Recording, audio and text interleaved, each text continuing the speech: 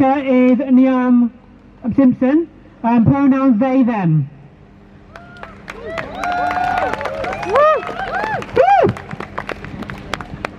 Hi everyone, thank you to Trans Activism for having me, and thank you to all of you for coming out. My name is Niamh, I'm a queer illustrator. If you want a visual description of me, I am a white non-binary person with blonde hair. I'm wearing a denim jacket with a satin polyester corset and a pair of denim jeans with two lovely femme-presenting people on them who are topless. So, with that being said, let's get into it. Here we are again. You know, as lovely as it is to see so many of you again, I hate that the vast majority of the times I've got to hang out with a huge group of radical, queer and trans folks.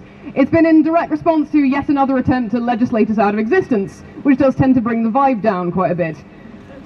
When I found out about the Tories' proposed LGBTQ conference this year, my first response was, yeah, good luck with that. You could set your watch to the regularity with which our government produces legislation directly harming the queer and trans community.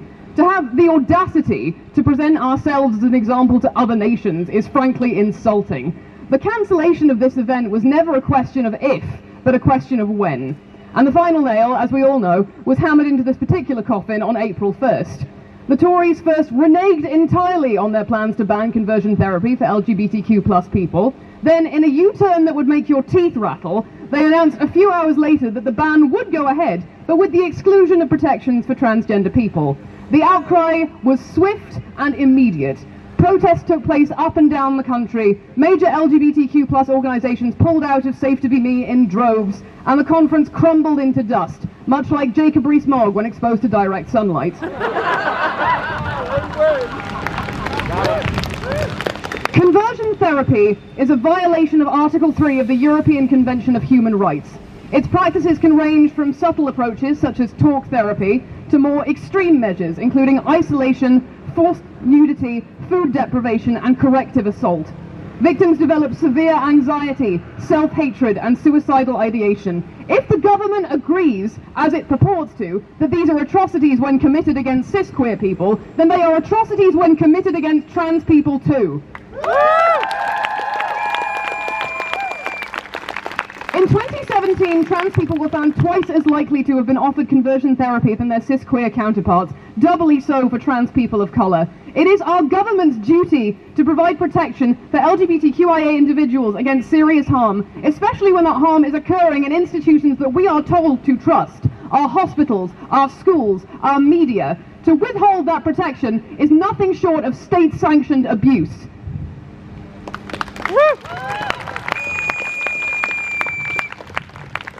Transition and trans-related surgeries, meanwhile, have been proven to increase the quality of life, relationship satisfaction, self-esteem and confidence of those who have chosen to undergo them.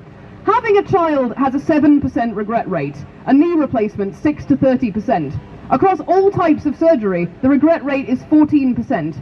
Medical transition carries a regret rate of less than 5%. And yet it is treated as dangerous, where in any other area of healthcare that statistic would be considered a miracle. Being trans does not make our lives harder. Transphobia does. And that is why we must broadcast trans joy wherever it is found, to show people questioning their gender that they are not doomed, and to fight transphobes' pathetic attempts to pathologize us with the trauma that they created. TERFs and right-wingers' obsession with the pretty rare phenomenon of detransitioning, people who once identified as trans reverting to a prior gender identity, as a means of delegitimizing all people's right to make choices about their own lives, is profoundly unfair. The much more common existence of divorce is not in and of itself an argument for the concept of marriage not existing, or even that particular people should never have been married in the first place. We make decisions, and those decisions change us. That does not mean that we should be barred from making them.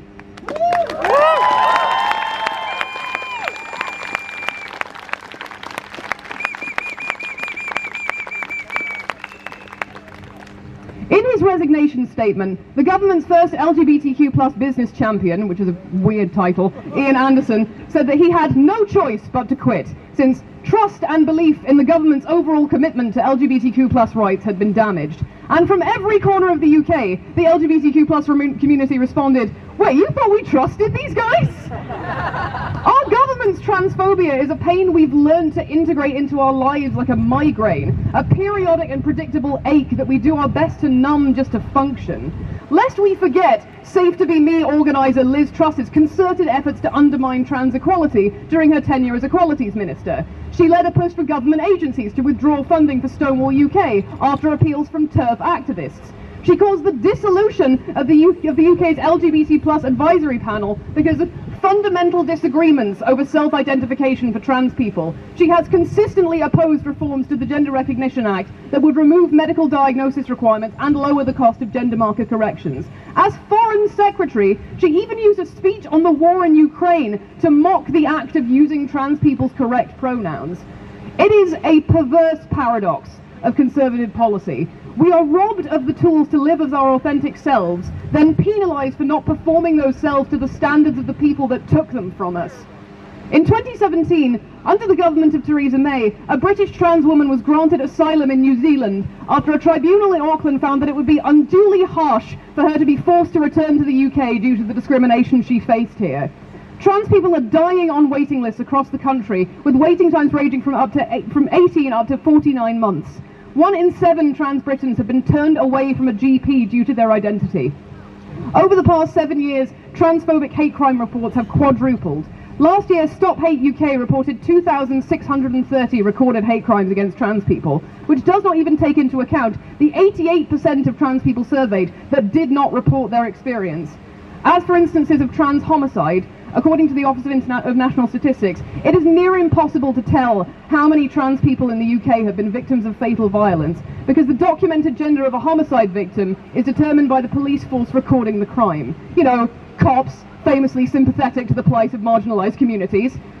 Tell me, Ms. Truss, at what point do we start feeling safe?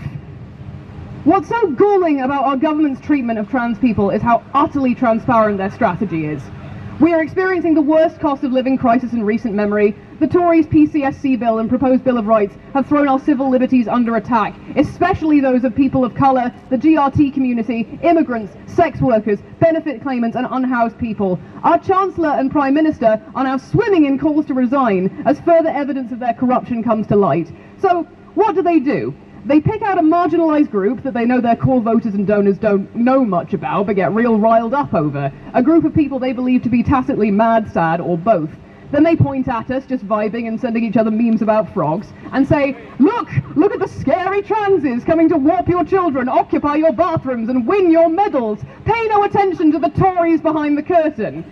It's the same Lavender Menace scapegoating we saw directed at our cis-queer comrades under Thatcher, a point-scoring morality stance at the expense of trans lives. Section 28 was repealed 2 decades ago, but this constant assault on our identities is suffused with its ugly legacy.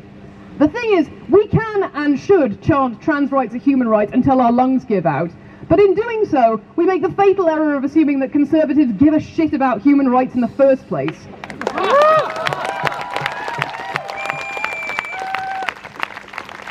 This government sees people seeking asylum and hauls them on flights to Rwanda. It sees people struggling to cover basic expenses and tells them to make a choice between food or warmth. It sees peaceful protests and responds with the full, violent force of the state. I'm not going to tell you not to sign petitions or email your MP. It is right to do all you can to hold your leaders accountable. But I will tell you that if you're counting on electoral politics to deliver you from evil, you are setting yourself up for a fall. You cannot rely on the state to protect you, so do what you can on the ground, in your local area, in the networks you create. Share funds, food, shelter, engage in direct action, build spaces to convene and find community beyond the purview of governments or corporations, and yes, sometimes beyond the law. Because as long as our existence is contingent on conforming to their standards of respectability, it will never be safe to be us. Woo!